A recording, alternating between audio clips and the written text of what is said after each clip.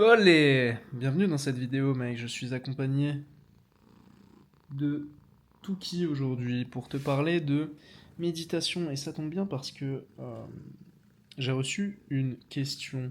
Comment, Tristan, tu médites? Pourquoi tu médites? Quel bienfait ça a? Comment ça a changé ta vie? Bah écoute, ça a changé ma vie littéralement parce que avant je ne méditais pas et j'étais dans ma tête, et maintenant je médite et je suis présent et j'attire des 10 sur 10 à moi sans effort, bizarrement. Comment ça se fait? Très étrange comme système.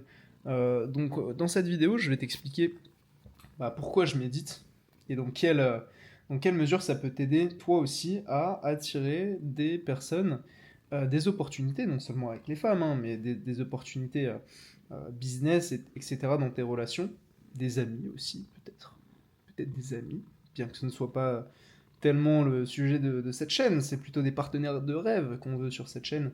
On veut attirer des femmes avec qui on puisse construire quelque chose, des femmes qui soient disponibles émotionnellement, des femmes avec qui on connecte, qui soient fun, qui nous correspondent sur tous les points. Et, euh, et, euh, et si toi aujourd'hui tu as envie de... Euh, t'es un entrepreneur et que tu as envie justement d'attirer ce type de femmes, bah tu es sur la bonne vidéo. Alors, pourquoi méditer? Pourquoi méditer déjà? Parce que ça te permet de monter en conscience. Ça te permet de t'observer et de comprendre les mécanismes et les pensées qui surviennent de manière récurrente dans ton esprit. Ça te permet non seulement de les spotter, donc non seulement de les observer, mais ça te permet aussi euh, de t'en détacher. Ça te permet de ne pas t'y identifier en fait finalement.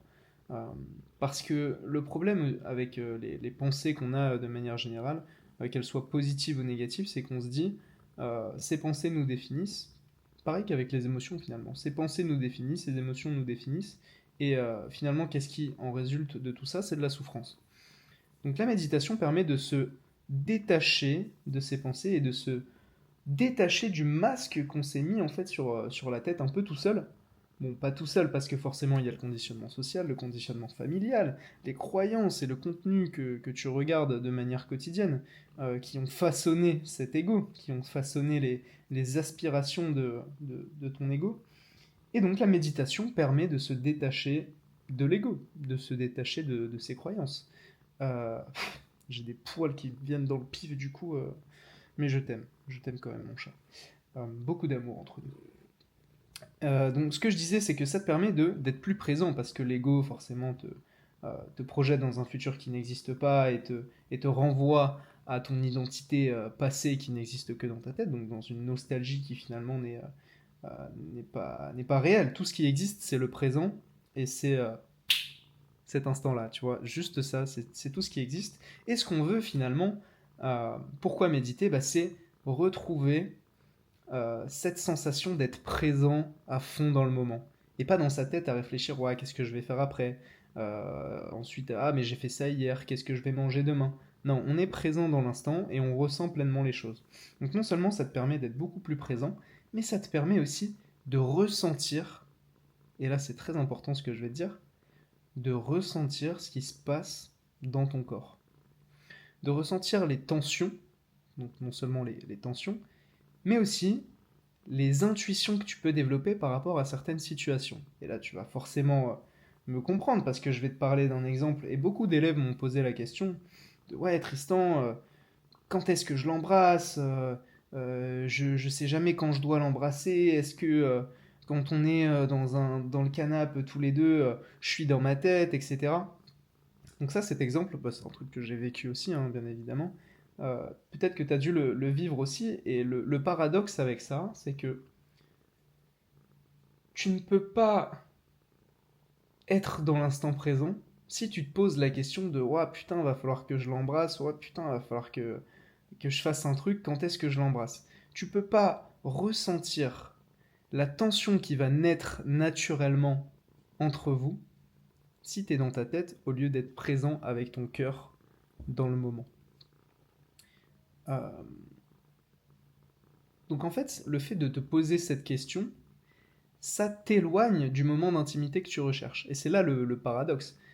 On croit qu'avec le mental qui veut contrôler, qui a peur de perdre, qui est dans le besoin, on va arriver à maîtriser la situation, alors que c'est tout l'inverse. Tu fais que la foirer parce que ça t'éloigne inévitablement du moment présent et de la tension en fait qui va naître euh, naturellement. Tu vois. Si tu mets un homme et une femme dans une pièce, il y a de la tension qui se crée naturellement.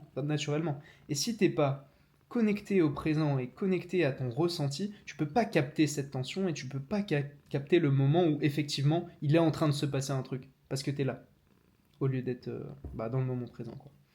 Et pour t'illustrer cet exemple et cette question, je réponds souvent avec un exemple hein, à mes élèves. Et l'exemple que j'aime bien prendre, c'est un exemple qui est récent, d'ailleurs, où j'avais abordé une fille à Paris et on avait fait un date directement et on était rentré chez moi. Bon, on est dans le canapé et là la tension elle s'installe, donc elle commence à m'embrasser, on se chauffe, etc.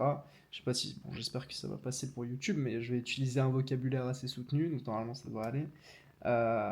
Elle monte à califourchon, j'aime bien cette expression, sur moi. On commence à s'embrasser et en fait elle venait de faire un run quand je l'avais abordée. Donc là je lui ai dit écoute va prendre ta douche. Donc elle va prendre sa douche et en fait quand elle revient je ressens qu'il y a un truc qui est. Il y a la tension qui est redescendue, tu vois.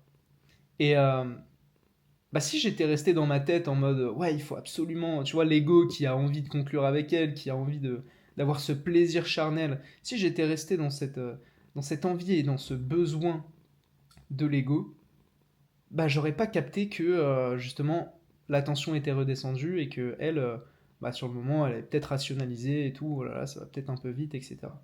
Donc ce que j'ai fait, tout simplement, c'est j'ai senti ce truc-là. Je me suis dit, bon, c'est pas grave, c'est ok, je suis pas attaché au fait de coucher avec elle, je veux juste passer un bon moment. Qu'on couche ensemble ou pas, je m'en fous, tu vois. Donc on s'est posé dans le canapé, et là j'ai senti que vraiment il y avait un. Non seulement la tension était redescendue, mais il y avait un petit froid, tu vois.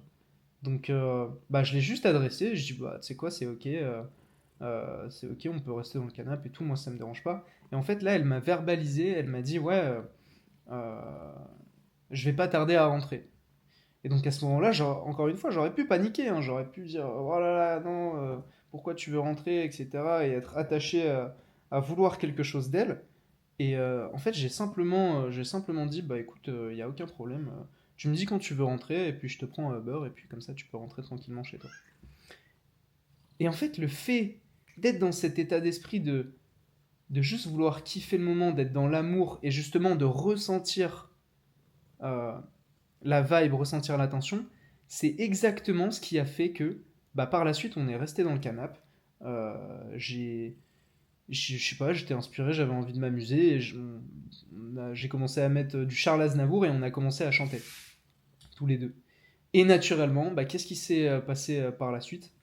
Elle est remontée à califourchon sur moi, et bon, il s'est passé ce qui s'est passé.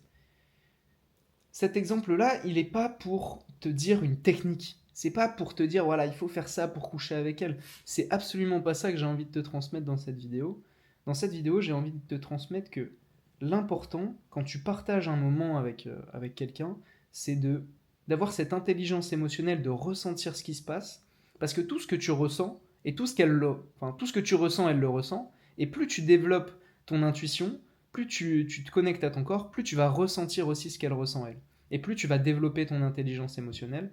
Et c'est une des raisons pour lesquelles c'est bien de méditer, quoi. C'est bien pour ces raisons-là. Donc maintenant, comment méditer? Parce que, bon, là, ça fait déjà 9 minutes de vidéo, tu te dis, bon, il me raconte sa life, il me raconte ses salades et ses expériences avec les meufs. Ouais, mais moi, j'en ai pas, donc je veux savoir comment on fait.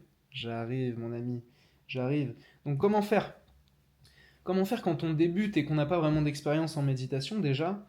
C'est faire un travail, et ça c'est quotidiennement, hein, je veux dire c'est tous les jours, d'être en pleine conscience. Et juste de faire une pause, tu vois. Je sais pas, par exemple, quand t'as des petits moments de latence, tu vois. Quand t'es à la file du supermarché, quand t'es en train d'attendre, quand ta mère elle doit venir te chercher, quand, je sais pas, quand t'as un petit moment de latence, et tu vas prendre ce moment-là pour observer ce qui se passe autour de toi. Juste t'observes. Voilà. T'observes sans jugement, t'observes les formes, t'observes les couleurs, et tu mets ton attention sur ce qui se passe aux alentours, sans juger, bien évidemment.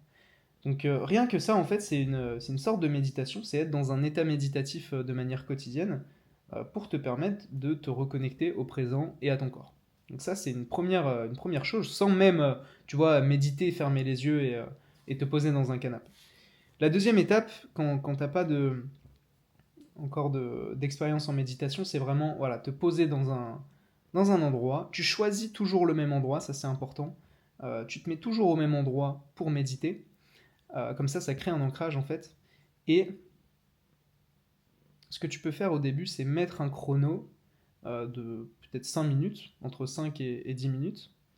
Tu fermes les yeux et tu observes tes pensées, sans jugement. C'est très important. Tu observes en fait le flot de pensées qui passe. Et moi, ce qui m'a beaucoup aidé au début, c'est de me poser la question, quelle va être ma prochaine pensée? Pour être vraiment dans cet état où tu es en mode observateur et tu te désidentifies de tes pensées.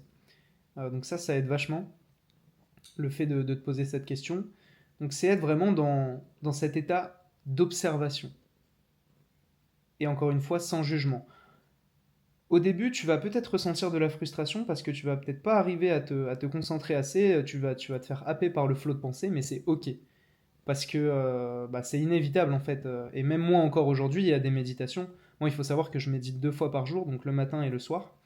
Et il y a encore des méditations où des fois, bah, je suis un peu happé par le flot de pensée, ou alors je pars dans mon imagination et j'ai du mal à revenir dans cet état où j'observe, où je suis dans l'observation de mes pensées.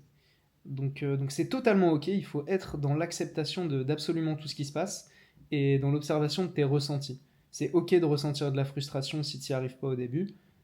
Juste, ce qui est important de comprendre, c'est qu'il n'y a pas de méditation ratée. Il n'y a pas de méditation foirée en fait, ça n'existe pas. Euh, si tu le fais petit à petit, c'est totalement ok que ça fait partie du processus en fait. Donc c'est être indulgent avec toi-même sur ça. Donc les premières méditations, ça va consister tout simplement à observer tes pensées. Donc moi, au début, quand j'ai commencé, je mettais vraiment pas de musique, juste je fermais les yeux et j'observais mes pensées. Ce qui peut t'aider aussi, pour t'aider à te concentrer, et ça m'a pas mal aidé, c'est de mettre ton attention sur ta respiration. Donc là, par exemple, je sais pas, je vais me mettre là comme ça tu vas bien voir. Ok. Donc, par exemple, si je veux méditer, je vais ancrer mes 2 pieds. Voilà, ça c'est mes claquettes mystiques. Je vais ancrer mes 2 pieds vraiment au sol. Mettre mes mains ici. Voilà. Je vais fermer les yeux. Je vais inspirer par le nez. Et expirer par la bouche.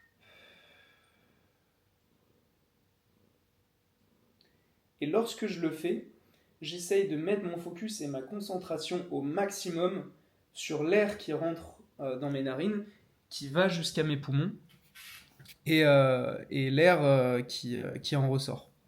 Donc je mets vraiment mon focus là-dessus.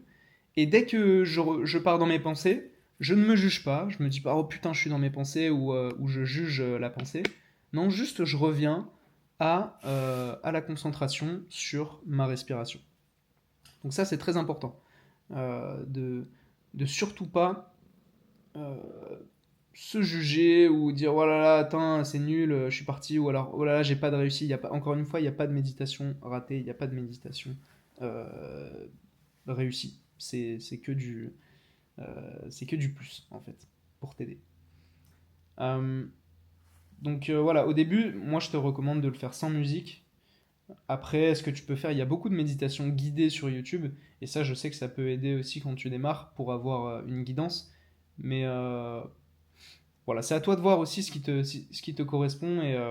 Et le but, c'est pas d'être dégoûté aussi de la méditation au début parce que tu te lances directement à faire des défis, méditer 30 minutes, etc. Non, fais petit à petit et régulièrement.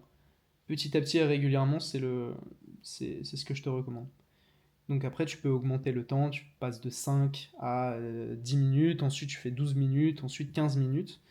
Et ensuite, ce que tu peux faire, c'est faire le programme Gateway Experience. Donc Gateway Experience, c'est un programme qui a été créé par Robert Monroe, donc qui a bossé avec les mecs de la CIA, pour justement, c'est un programme qui permet, programme de méditation, hein, méditation guidée, qui permet d'entraîner tes skills de visualisation et de projection astrale. Donc tu peux faire des sorties de corps et tout, etc. Donc ça c'est un autre sujet. Moi je n'ai pas encore réussi à faire ça au stade d'aujourd'hui, mais euh, ce que je réussis à faire c'est avoir un niveau de concentration assez élevé pour que mon corps soit endormi et que ma conscience reste éveillée. D'être dans cet état, c'est le focus 10. Voilà. Donc tu peux enchaîner là-dessus. Ces méditations-là, elles sont disponibles sur Spotify si je me souviens bien. Et sinon, tu peux acheter le programme aussi en ligne. Voilà mec, est-ce que j'ai répondu à toutes les questions? Je vais aller juste checker vite fait parce que je sais qu'il y avait d'autres questions avec, sans musique. Hop. Hum, hum, hum.